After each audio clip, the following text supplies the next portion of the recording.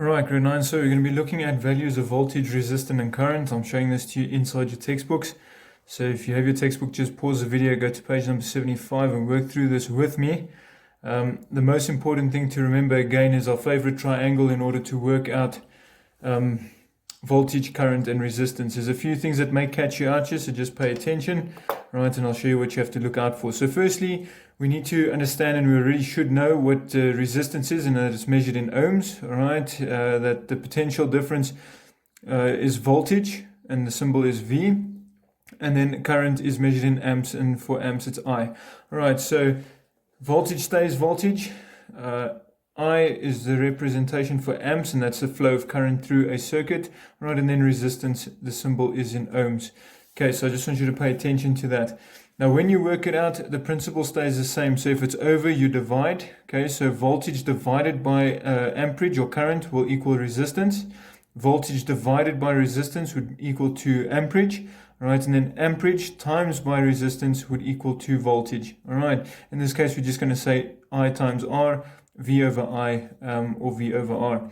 Okay, so when you do the calculations, it's just important that you slot the things in the right places, and always remember to use the correct symbols. All right, so when you're telling me that it's in amps, if you're working out for I, it needs to be in amps. If you're working out volts, you have to stipulate that it's V for volts, and then resistance, there's a omega sign for resistance in ohms.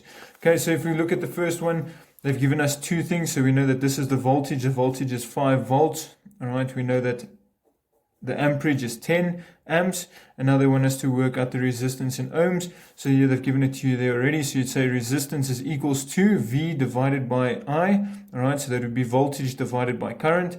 Therefore, it would be 5 divided by 10. Okay, and then that would give us 0.5. All right, because 10 can only go into 5 half a time. Okay, and then just remember to say that it is in ohms.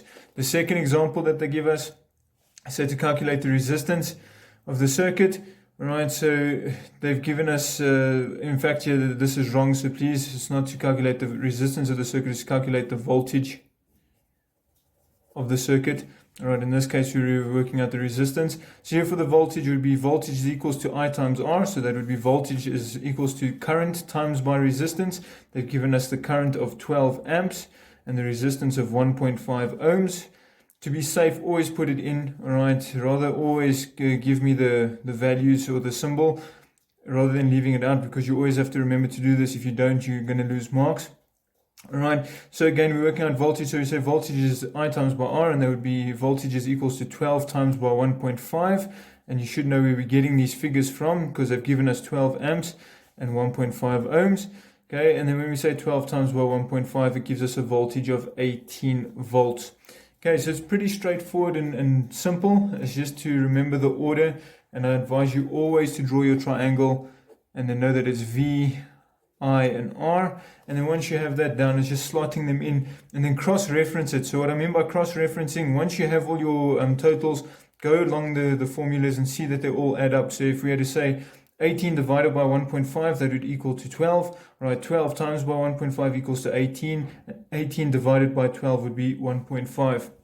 Same thing would go for this. We know that our resistance is 0.5. So you'd say 10 times by 0.5 would equal 5. Right, 5 divided by 0.5 would equal to 10. And then 5 divided by 10 would equal to 0.5. Okay, so grade 9 is pretty straightforward. The biggest things just to remember is the order of your formula. Okay, and then the other thing to remember is that current is always shown in amps. So don't say, in this case, 12I. It needs to be 12A for amperage. Okay, so you're going to attempt activity 3. Let me just double check. Yes, it's activity 3 on page number 76. All right, there's a few questions there for you to practice. And then once you've done that, we'll see if you're doing it correctly. If you're struggling, again, I'll help you. We're going to spend some time revising because you're almost done with the term's work. Okay, we are a bit ahead of schedule, which is perfect, especially under the circumstances. And then we can focus and go back on the things that you're really struggling with. So whatever you struggle with, please make note of it so you can ask me, right? And we can make time to go back and cover those certain sections.